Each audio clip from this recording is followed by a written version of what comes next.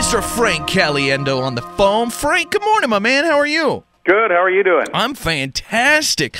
The people of Billings are going wild. They love you, and they're so excited that you're going to be performing at the Alberta Bair Theatre Thursday, October 16th. Tickets go on sale tomorrow morning, so people need to get their tickets to make sure they can sit up close, because if they're not in the, close, they're kind of losers. Really? Yeah, I think it's I do pretty big movements and stuff like that, but up close always does help with the facial expressions and stuff like that. The whether it's the Robin Williams face, the one where you grow a beard and try and win the Academy Award. You know what I'm saying? Trying to have that kind of thing. Yeah, I think it's pretty good. I start to go quickly too. That's the other thing, is I start to go so fast with some of the impressions that sometimes I'll even ask during the show, is like, we need a narrator? Do we need to hire Morgan Freeman to stand behind the curtain and be like, that's when the audience realized that Frank Caliendo had no idea what was going on?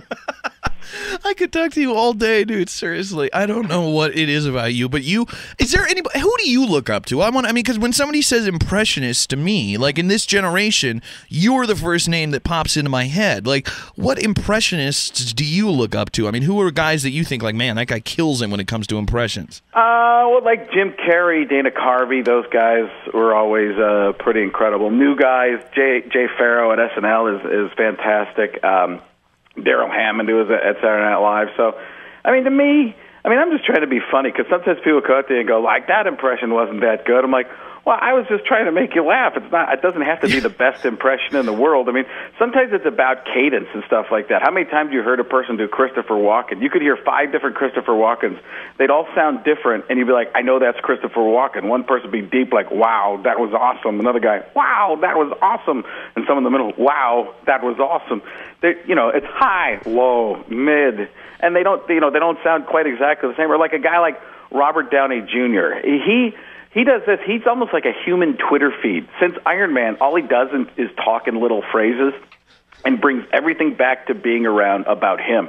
He could be giving out an Academy Award, be like, these people deserve your applause almost as much as I do. # awesome.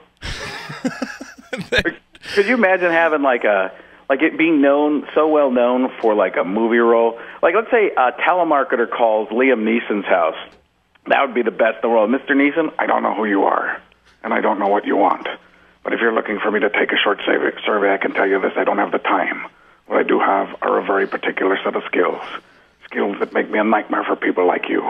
If you make me take this survey, I will hunt you down, and that's when the caller realized they should have called Morgan Freeman's house. Oh, my God, I love it. Do you do this to screw around? Obviously this is your job, so I'm sure you kind of get sick of it, but do you ever use these impressions just to have fun and screw with people? You know what? Years and years ago, I probably did. I once called, somebody had me called, they helped me call a news station as John Madden years ago. That's the one people know me for over the years the most, probably. And I was like, I'm going to quit. And they're like, what? I've been drinking and I'm going to quit. And then I got all these people mad at me. So it was like, oh, boy. So. I love that one. Somebody wanted to ask that. They asked, what's your favorite NFL impression, and why is it most likely John Madden? That's a question we just got. Well, you know what? It's John Madden. For me, I always do it at shows and stuff like that because people come to see it, and especially when people are paying money, I don't want to not do it. It's like one of those things. But for me, it's like I've done it so many times that I don't even have any interest in it. But it is funny to see how people react to it still. John Gruden is probably the new one, because people say he's the new John Madden. No, he's the opposite. Madden would tell you things you already know. He'd say things like, hey, that guy's got mud on his jersey. Gruden, his references, sometimes he doesn't even know the reference. He kind of works through it. Almost like he's on Who Wants to Be a Millionaire. He's used up all his lifelines, that kind of situation. Not the old one. This is the current one with Cedric the Entertainer. So, just in case you thought the reference was old, that's when Frank realized sometimes he was just talking to himself. It's the Robin Williams theory. You don't need other people. You just talk inside. Okay. See what he did there is he went from one voice to the other voice, and boom, he's got to get back on John Gruden. The Gruden references, he doesn't even know them. Like, he'll be like, I'll tell you what, man, did you see that play right there by Johnny Manziel? That play was magical, man. I wonder if he went to school for a play like that. What's the name of that school Harry Potter went to, Hogwarts? I'll tell you what, I don't care if you're Minerva, McGonagall, Albus, Dumbledore, Severus Snape, you're Harry Potter. You're pretty good at the game of Quidditch, man. I love it. Spot on, dude. Spot on. You're selling the show, by the way. I'm sure you guys wonder when you're doing these interviews if it really was worth your time waking up this morning. But Robert just said, I've never even heard of him. But after this interview, I'm definitely getting tickets. Somebody else said, Caliendo is hilarious. If you've never seen him, you have to go see the show. And somebody wants to know, what are some of the newer impressions that you enjoy doing? Well, you know, the Robert Downey Jr., I've started to use that more and more. One of the things I've been doing is working in the clubs a lot to try and find some of these. The most difficult thing for me is I hit a very specific audience with the sports stuff. And the sports impressions, people who love sports go crazy for these impressions, but they get lost on some of the other people. So sometimes people worry that the shows are going to be all about sports, and they're not. They're little segments of it. It's kind of like watching the news, where you have like a little sports segment, you go back to weather. I do a great weather with Morgan Freeman. That's when a cold front moved in. The Liam Neeson, I've been working on. I think Jack Black would be great. I mean, the way he always goes into the songs, like, I'd like to sing a little song for you, you know, that kind of a thing. But that's the thing I probably need to work on more. But every time I think about that, I start having to get back into football season, Exactly. And then I got to start working on more of those. That's do you ever do you coach the kids, or are you just a fan? Are you the dad that's super involved? I don't coach kids anymore. We found that that's better for the kids if I don't coach. I get kicked out of games and stuff. You're one of those dads. You're the dad that takes it seriously. I don't care if they win or lose. I just don't like to see kids get hurt. And some of these other parents are all about win, win, win, win, win, even in a rec league or YMCA league. And I'm like, why don't we teach them the rules, slow down, and let them play? One kid, there was this one team where it was like out of Little Giants or something like that, where the coach was like telling the kids to go in and barrel through the other kids. I'm like, they're 8 years old. What are you doing? Yeah, if there's no kids with broken necks by the end of this play, you're all off the team. Yeah, do you know the coach of that, of Red Blue? That's a little crazy, I got to admit. So now you can just sit back and enjoy the games there. But what a crazy career. How did it all start out for you? What was the beginning? I mean, did it start with traditional stand-up with some impressions, or did you always know, like, these impressions are going to be what's going to make me, you know, such a huge star? You know, I didn't know what I was going to do, and I went to a comedy sports class, you know, the improv comedy game stuff in Milwaukee, which is where I grew up, Wisconsin, and you know, after a week there, they're like, you should try stand-up. Like, do I really suck at this? Why are you saying that? And like, no, you're good with the impressions. You should try and do something with that. So I went to a comedy club and started working right away, which is rare for people. But I look at it as like being a catcher in baseball. If you're good at the position, and there weren't a lot of people doing impressions at the time, so the catcher has a chance to move through the minor leagues and become a professional or a Major League Baseball player, a better chance. So that's kind of like what it was for me. There was nobody doing impressions. I mean, the internet wasn't around at that point the way it is now. It was just, when I was a freshman in college, my English 112 teacher introduced us to email, and we thought he was nuts. And it was tough to even log in. It was like, you know, you had to dial up to the school, and then there were like codes you had to put in and all kinds of stuff. So it's just become a different world. You take a look at YouTube. There's thousands of people doing impression after impression after impression now. And some of them are great, and some of them, as Charles Barkley would say, are just terrible. That is very true. I've seen some very terrible ones. But yeah, there are some good, but that's what's so great about you, though. What sets you apart, as everybody on the app is saying, how hilarious you are, and all your videos on YouTube are hilarious. The thing that makes you so great is that you are like the master of impressions. You've got guys out there, especially with stand-up, that can do a good set of stand-up, and then they've got an impression or two that they throw in that gets some big laughs, but you can do every impression. I mean, you're so... Well, I wish that were true.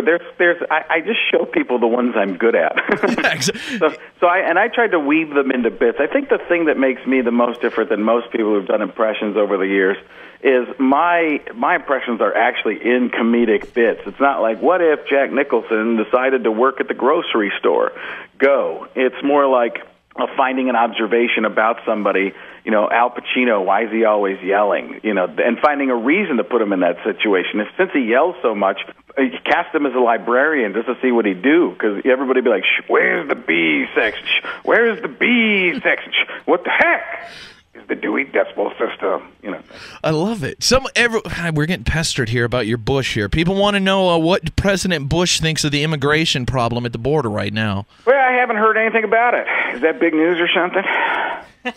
Spot on. Couldn't get any better. Could not get any better. With President Obama, too, it's the cadence with him. Bush was so easy because he had that stare into nothingness, trying to figure out what we were talking about. That with Obama, it's more he talks slow at the beginning and speeds up at the end. It's always two parts, like 1, 2, 3, 4, 5, 6, 7. It'd be great teaching you a phone number like 8, 6, 7. 5309. That's Jenny's number. You bet it is, and I just called her. Hey. Once again, that was just terrible. I cannot believe Caliendo did that. Caliendo, I could care less. And moving on back to Big J. Oh, my gosh. You are on fire this morning. This is just insane, Frank. You are amazing. For people that are wondering, why is this hilarious guy on the radio? Thursday, October 16th, he will be here in Billings at the Alberta Bair Theatre. 7:30 is the showtime, and tickets go on sale tomorrow. So make sure tomorrow, 10 o'clock, when the Alberta Bair opens, you get yourself tickets and get to see Frank, because the show, like he said, is not just him going up and doing impressions. You're going to be watching an actual show and laughing your butt off the entire time. I think you're fantastic, Frank. I'm so excited to see you come to Billings, and I appreciate you kicking it into high gear for us this morning for this interview and not just phoning it in like some lazy jerks. Yeah, there's a lot of those out there, right? Those jerks. Also, you can follow me on Twitter at Frank Caliendo. If you can't spell Caliendo, it's the letter C, the word alien, and the word do. So at Frank C. Alien Do. I like that. I'm going to remember that now. How can you ever forget how to spell your name now? C. Alien Do. I love it. Somebody said, I know it's what he does, but he is so amazing and moving so flawlessly from one impression to another. That is very true. And I'm sure what? You have the best callers ever. Can we get them on Twitter? Yeah, exactly. We need to get these guys, for one, on Twitter. Because Twitter's so angry. Everybody's like, you suck. This is one of the funny things is because I've lost 60 pounds over the last 3 years. Congrats, man. Yeah, when people see me, they're like freaked out. They're like, what's wrong? I'm not like super thin or anything like that, but when you see me, you're like, that's Frank Caliendo? Holy cow, he looks like he popped out of him. But yeah, so it's a totally different thing, and with all the makeups and stuff. But one of the things that people will say, they'll be like, "You suck," and they'll be like, "You're fat." I'm like, well, now I got it just down to "you suck." Exactly. I've taken the two main insults down to just sucking. That's a big achievement, Frank. One last question here: does your wife ever, when you're making those babies of yours, like you to use any of the impressions? Does she have a favorite? Does she like to mix it up, or does she just like Frank? Well, she doesn't even really like me anymore. To be honest with you, after 11 years. But, yeah, I mean, a lot of the impressions are just no good. Madden, take it, put it in, take it out, boom, you're done. I'll see that once again. That was just terrible. But I think it was disguised enough that it was okay. Yeah, I mean, what am I going to do? You don't work on any like if she had like a fantasy guy, like she was really into some like Spanish actor or something. You wouldn't try to like nail that impression down, so she thinks she's like, or like she thinks she's sleeping with John Stamos or something. Yeah, I'd have to. Yeah, I think I'd have to work on the look or something. Then I have lost the weight. I was going to say, yeah, you got the weight loss working. I still look like me. I've got to always ask, because I'm curious about this, because celebrities. I mean, I haven't seen you on a commercial for Nutrisystem or anything yet. How'd you do it? Was it just diet and exercise, or did you use some special that was pretty much it, and running. I started running. I run like 3 to 5 miles a day. Dude, that's like the most boring of all exercises. I don't know how people do it. It is horrific. But right now, because I live in Phoenix, it'll be 110 degrees today. I've got a treadmill in front of a TV. Oh, and I perfect. Run and watch TV. That's better. I thought you like ran outside, and I was going to say, you're crazy. Like, as a fat guy myself, treadmills with a TV I can understand, but I was picturing you outside in Phoenix, and that is not cool. Yeah, I mean, up until a month ago, I was running outside, but the only thing that would be better is like running on a treadmill